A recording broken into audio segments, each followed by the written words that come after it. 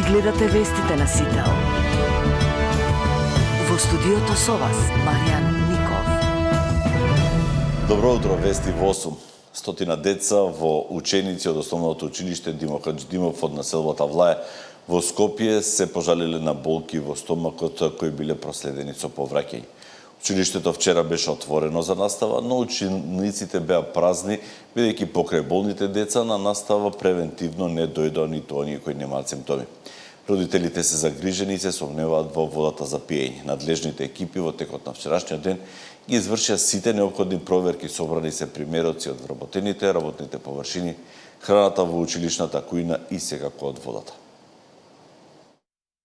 2 деца остануваат хоспитализирани на детската клиника, а едно е пратено на домашно лекување. Ваква е попладнева состојбата на основците од Димо Хаџидимов, кои со стомачни симптоми на повраќање и диареја побарале помош од докторите.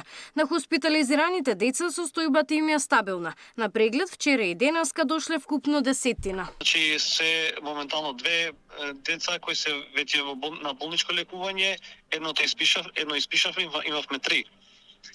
Во стабилна општа состојба, без влошување, значи има подобрување на општата состојба, на терапија се поставени,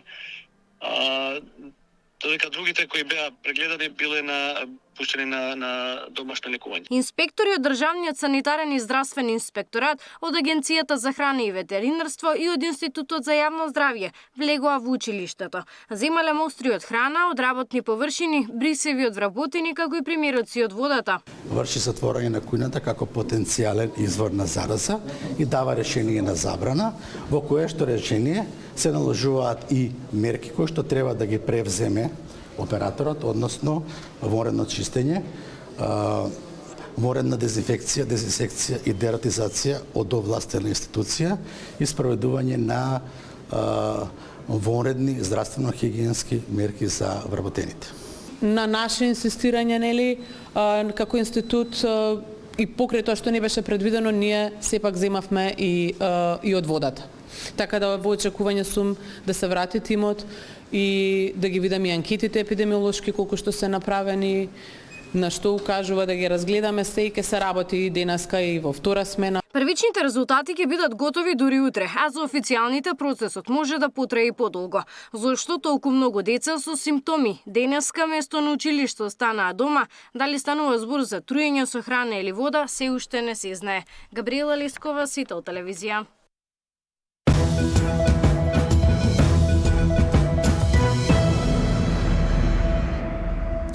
Мухамед Хоџа ќе биде нов министер за животна средина, потврдуваат од Вреди, она што во моментов е исто така потврдено е дека Беким Сали ќе биде нов вице-премиер во владата, но се уште не се знае кој ресор би го добил. Некои неофицијални информации говорат дека Сали ќе го добие ресорот за евроинтеграција, Муртезани би бил номиниран за амбасадор во Брисел. Се споменува дека Башким Бакиу ќе биде предложен за нов министер за здравство, додека Азир Алиу би ја добил позицијата директор на Агенцијата за електронски комуникации. Од коалицијата Вреди велат дека освен информацијата за Мухамед Хоџа како нов министер за животна средина, останатите имиња во овој момент не можат да се потврдат ниту да се демантираат. Премиерот Мицковски остана на ставот дека бројот на ресори за Вреди останува ист.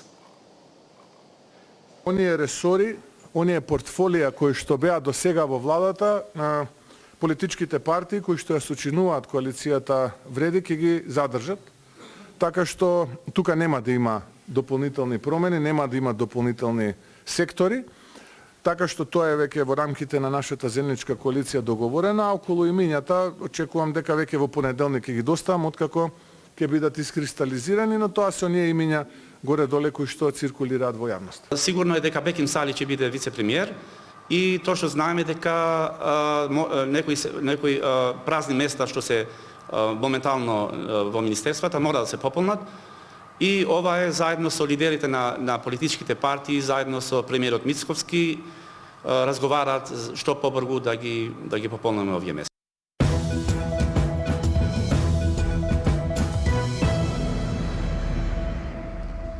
Денеска ќе биде познато по која цена ќе ја плаќаме струјата од почетокот на следната година. Владата одлуката ја донела на затворена седница. Утре ќе се знае цената по која ЕСМ ќе ја продава струјата на Евана Хоум. Владата на затворена седница вчера ја утврди новата сума, но која е таа ќе се знае откако ќе заврши тендерот на Евана. Сега повикот не е за 6 месеци, туку за цела година. Премиерот Мицкоски не откри дали ќе има поскапување. Нагласи само дека се води грижа за стандардот на граѓаните. Ние се водиме да нема големи пореметувања на стандардот на граѓаните и импликација. Од друга страна, да продолжиме со субвенционирањето, бидејќи пазарната цена на електричната енергија е околу 100 евра во моментот, а за прв пат се спроведува јавна набавка за цела година, не само за половина година. Така што во овој момент не можам да ја кажам цената, но бидете сигурни дека водиме грижа за стандардот на граѓаните и продолжуваме и понатаму да ја субвенционираме електричната енергија за сите оние кои што ја добиваат на регулираниот пазар, тоа се домакинствата. Колкави сметки за струја ќе плаќаат граѓаните по нова година најмногу зависи од цената на ЕСМ. Во моментов мегават час чини 62 евра. Регулаторната комисија наскоро треба да донесе и нова цена за пренос и дистрибуција. Според најавите, во овие ставки ќе нема големи промени. Мартин Арсов, Сител телевизија. Поскапувањата за нас веќе не се изненадување, па веројатно затоа и нема да биде изненадување ако храната продолжи да поскапува и во иднина. Причините се нестабилниот пазар, слабиот род и големата побарувачка. Цената на храната и натаму ќе расте, најавуваат производителите.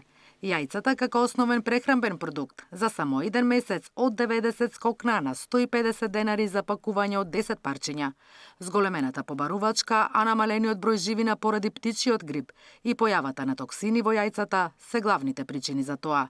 Сега Полска од најголем извозник станува увозник, па побарувачката од соседните земји е огромна. Посебно Грција прави огромен притисок затоа што Грција увезуваше многу јајца од Полска, од тие земји, пошто ги нема од нив, таа врши притисок на овој пазар. Албанија е поскапа од нас, Грција е поскапа, Бугарија е поскапа, Србија прв пат во историјата е поскапа од нас. Притисок врз цената прави поскапувањето на сојата на светските берзи, која само изминативе 3 недели поскапе за 60 евра од тон. Родот на пченката, која ја увезуваме од Србија годинава е преполовен и затоа цената оди нагоре.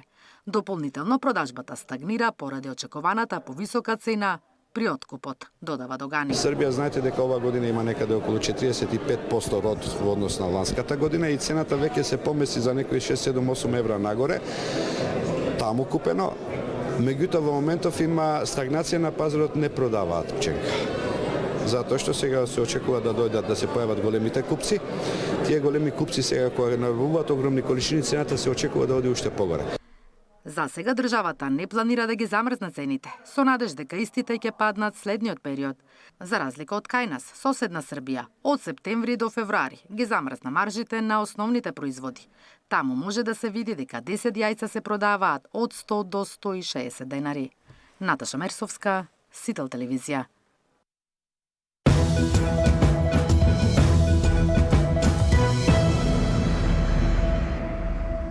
Владата е задоволна од текот како тече распределбата на ваучерите од 250 евра за студентите за купување електронски уред. Деталите ги сподели министерот за дигитална трансформација, кој беше гостин во тема на денот во Дневникот на Сител. Ние за само една недела или 10 дена веќе имаме поднесено 37.970 апликации и издадени ваучери на повеќе од 37.000 студенти, а над 17.000 од нив веќе ги имаат искористено овие ваучери, што значи дека мерката е исклучително корисна, исклучително популарна и атрактивна за младите и една стагнација последниве 2-3 дена покажува дека најголем дел од студентите кои што прв приоритет им било да си купат ваков уред, веќе тоа го сториле.